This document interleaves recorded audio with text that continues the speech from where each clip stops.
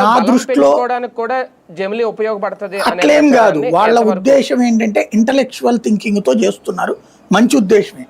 Main ఏమైపోతుందంటే ఇప్పుడు నిన్న అతను చెప్పాడు, పొంగులేటి శ్రీనివాసరెడ్డి తెలంగాణ మంత్రి, స్థానిక ఎన్నికలకు వెళ్ళబోతున్నాం అన్నాడు ఈ నెలాఖరికి నోటిఫికేషన్ అని. నోటిఫికేషన్ దగ్గర నుంచి ఆ ఎన్నికలు అయ్యేదాకా కోడ్ అమల్లో ఉంటుంది కదా, ప్రభుత్వానికి సంబంధించిన ముఖ్యమైన పనులు చేయలేరు కదా. మొన్ననే ఎమ్మెల్సీ ఎలక్షన్ కోడ్ అయింది, అంతకుముందు పార్లమెంట్ ఎన్నికలు కోడ్ అయింది. ప్రతి ఎన్నిక 2 నుంచి 3 నెలల పాటు కోడ్ అమలు అవుతుంది. దీని ఇంపాక్ట్ ఏమవుతుంది, ప్రభుత్వం ఆ నెలల్లో ఏదో జీతాలు ఇచ్చుకోవడం ఇది తప్పించి క్రియాశీలమైన నిర్ణయం తీసుకోవడానికి వీల్లేదు.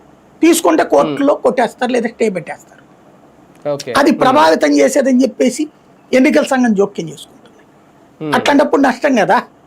ఇంకా అసలు వీళ్ళ పరిపాలన ఎంతకాలం ఉంటుంది? ఇప్పుడు ఫర్ ఎగ్జాంపుల్ క్రిందసారి జగన్కే ఉందనుకుందాము, స్థానిక ఎన్నికలకు సంబంధించి నోటిఫికేషన్ ఇవ్వాల్సి వచ్చింది.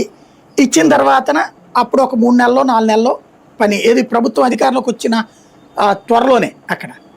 ఈలోపు మళ్ళీ కరోనా వచ్చింది 2 ఏళ్ల పాటు, ఏం చేయలే.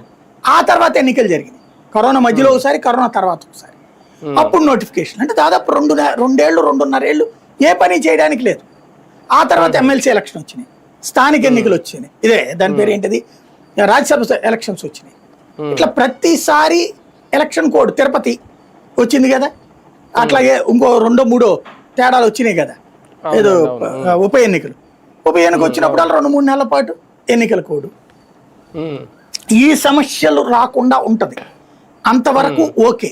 కానీ చాలా డేంజర్ ఏంటంటే రాజకీయ నాయకులు అనే